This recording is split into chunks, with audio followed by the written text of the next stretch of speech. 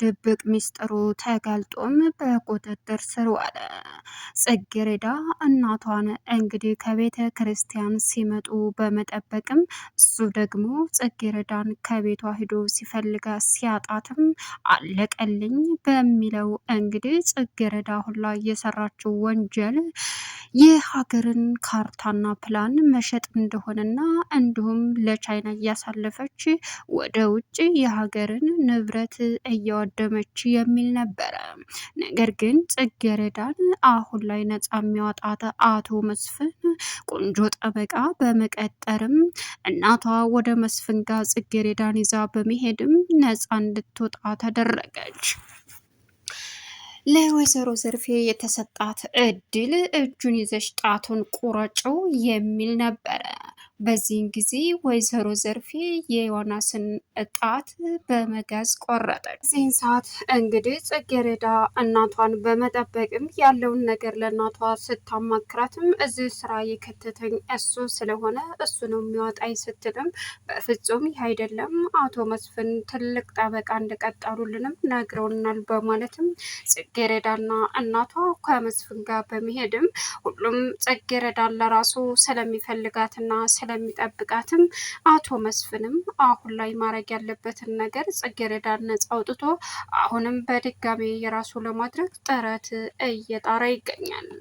አሁን ሁሉም ነገር የዮናስ በቁጥጥር ስር በመዋሉም እጅግ በጣም ደስተኛ የሆነችው ጽጌረዳ ዮናስ በቁጥጥር ስር ሲገባ ሁሉንም ሰዎች በሙሉ እንዳጋልጥና የስራ ባልደረቦቹን እንድናገርም ተደረገ። ሌላኛው አቶ መስፍን የዮናስን ድብቅ ሚስጥር በማወቅም ብዙ ሴቶችን በዚህ ወንጀል አሳታፊ እንደሆነና ሳያውቁ ጥሩ ስራ ገቢ ነው በሚልም እንግዲህ መኮንንም አቶ መስፍንም በመመስከር ጽጌረዳም ዮናስ እስከ ወዳኛው እስር ቤት እንዲበሰብስ ለሷ ሲመኘው ለራሱ ሆኖም ተገኘ። ሌላው ሄቨንና እንግዲህ በሚገርም ሁኔታ ባልጠበቀው ነብዩ አብረው በማደርም ከነብዩ ላይ የሚጠጣው መጠጥ ላይ የእንቅልፍ መድኃኒት በመስጠትም የፈለገችውን ነገር ሄቨን አደረገች።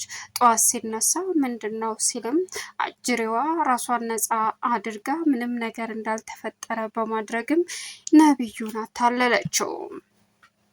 ሰላም ውድና የተከበራችሁ የዙዙነት ሚዲያ ቤተሰቦች እንዴት ናችሁልኝ? ሰላማችሁ ይብዛልኝ። ለዚህ ቻናል አዲስ የሆናችሁ ሰብስክራይብ እያደረጋችሁ ቪዲዮውን እስከ መጨረሻው ተከታተሉ። ጽጌረዳ ቀጣይ ፓርቲ ዘመተናል።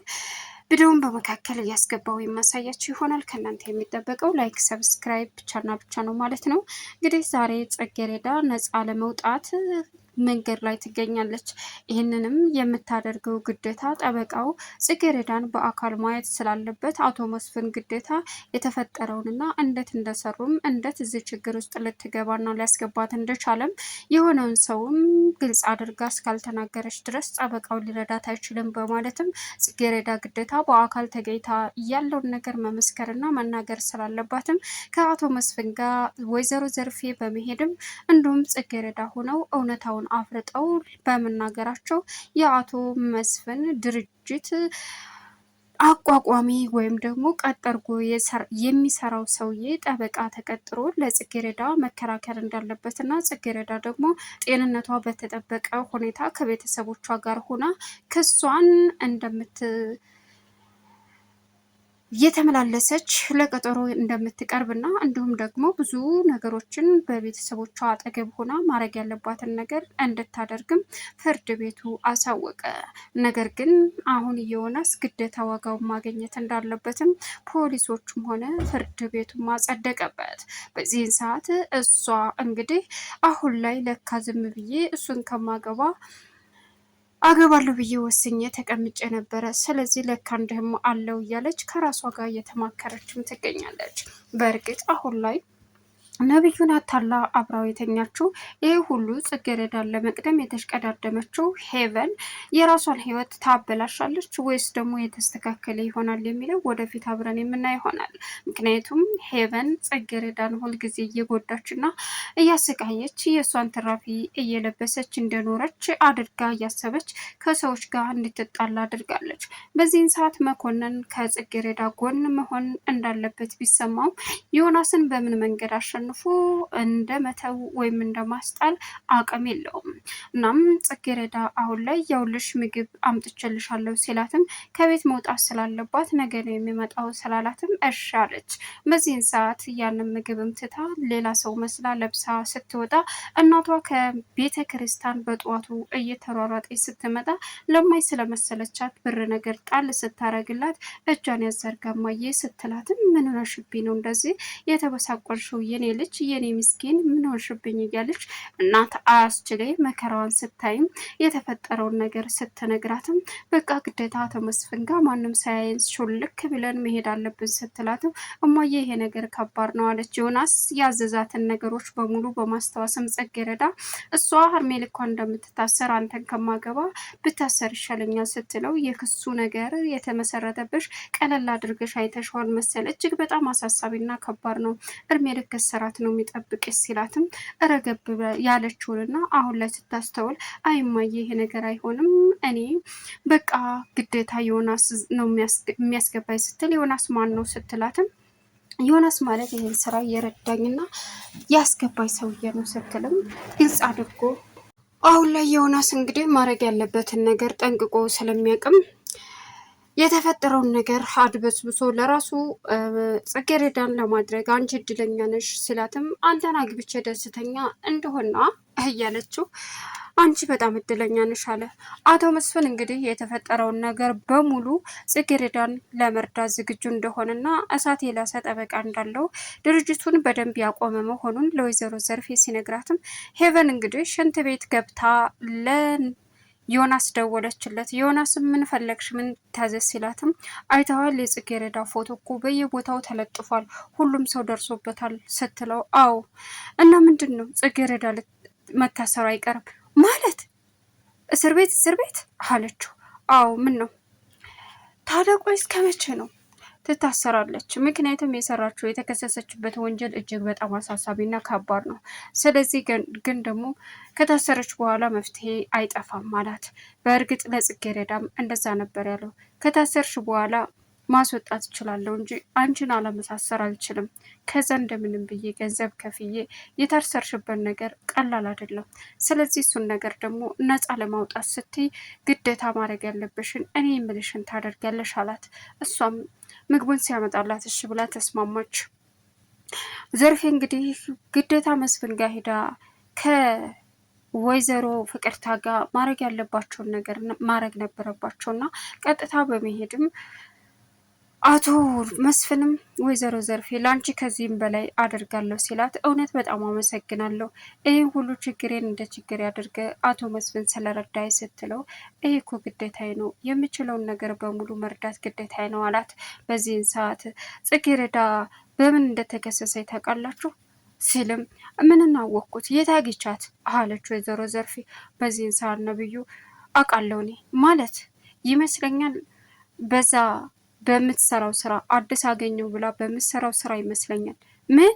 አዎ ያማ በቃ ምንድነው ስራዋ ዘርፌ ስትባልም የውጭ ዜጎች ተቻይናዎች ጋር ምናምን ብሎ ነው እንግዲህ ያስገባት።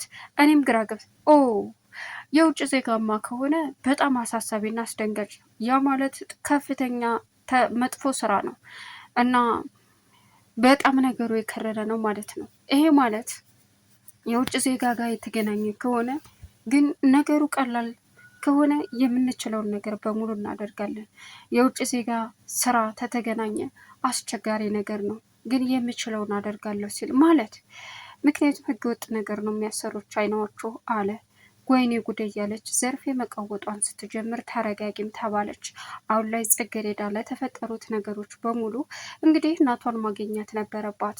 እናትየዋም እቤት መታም ማልቀሷን ቀጠለች። ነብዩና ሄቨን እንግዲህ እንደምንም ብላ ካታለለች በኋላ የምትፈልገውን ነገር ነብዩ ጋር ማገኘት ነበረባት።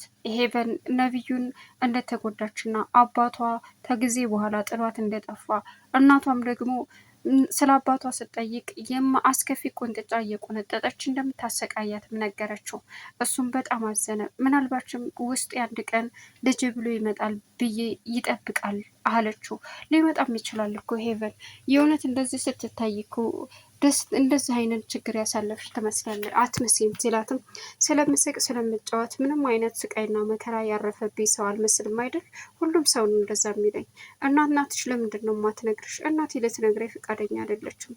እንደሱ ስለሱ አባቴ ተጠየቅኳት። እንደ አጋጣሚ እስከ ብዙ ጊዜያት አብሮን ነበረ እና አንድ ቀን ምሽት ዘርፌም አለች ወጥቶ በዛው ቀረ። የቀረው እናቴም ዘርፍ የማሳስቧቸው የተደያሉ ሲጠብቁ መጨረሻ ላይ ግን ጠፍቶ ቀረ። በዚህ አጋጣሚ በዛ በኋላ እናቴ ያንን ታሪክ ልትደግምልኝ አትፈልግም፣ ልነግረኝም አትፈልግም። በቃ እሱን ሳነሳባት ለጥያቄው ሽሽት በቁንጥጫ ታሰክረኛለች አለችው። እሱም አዘነ። በዛ አሳስታ አብረው አደረች። አይገርምም። ጠዋት አቶ መስፍን እንግዲህ ሰራተኛዋን ጠርቶ መድኃኒትን አምጪልኝ ሲላትም እኔ እኮ አላቅም እያለች መናገር ጀመረች። አረንጓዴ ሰማዩ ከለር አምጪ ሲላትም ሄደች። ሌላው አሁን ላይ ከአቶ መስፍን ጋር ዘው ብለው መሄድ ስላለባት ጽጌረዳና እናቷ፣ በእርግጥ ጽጌረዳ ይሄን ነገር ማንም እንዳውቀው ሳይሆን ዮናስ እንድረዳት ነበር የፈለገችው። እንድረዳት ሳይሆን ወዳት ሳይሆን ተስማምታ፣ ግን ነገሩ ይከራል ስላላት ፈርታለች። እናትየዋን በፍጹም አቶ መስፍን ምንም ያክል መጥፎ ነገር ቢሆን ሊረዳን ዝግጁ ሆኗል ስትለውም እሺ ብላ ቀጥታ ሄደች። አሁን ወይዘሮ ፍቅርታ ሄቨንን አንቺ እዚህ ምን ትሰሪያለሽ? ስለ ጽጌረዳ የተፈጠረውን ነገር አይተሻል? አዎ አይቻለሁ። በቃ አንቺስ እዚህ ምን እየሰራሽ ነው? እኔ እና አንቺ ያላወራነው ነገር አለ አለች ተከታትላ መጸዳጃ ቤት በመግባት። እማዬ እዚህ ተከትለሽ ታወሪኛለሽ? እሱን ቤት ስንመጣ አዎ ያልጨረስኩን ነገር አለ። እዚህ ምን እንደምትሰሪ ልታስረጅ ትችያለሽ? አንቺም ማትረቢ እያለች ወይዘሮ ፍቅርታ በልጇ ተናዳ ወጥተው ሄዱ። ለቻናሉ አዲስ የሆናችሁ ሰብስክራይብ እያደረጋችሁ መልካም ቆይታ ይሆንላችሁ።